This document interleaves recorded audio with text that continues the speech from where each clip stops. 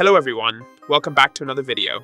Today I'll show you how to use Kling AI Camera Movement Feature 2026. I first opened Kling AI and create a new AI video project using either text to video or image to video mode.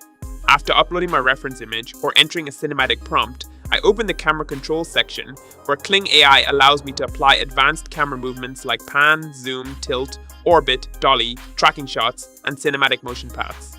Then, I customize the movement speed, direction, intensity, and smoothness to create more dynamic and professional-looking AI-generated videos.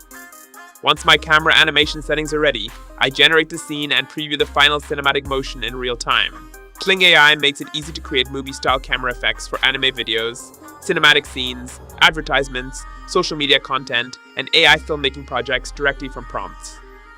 If you found this video helpful, don't forget to like and subscribe. Thanks for watching.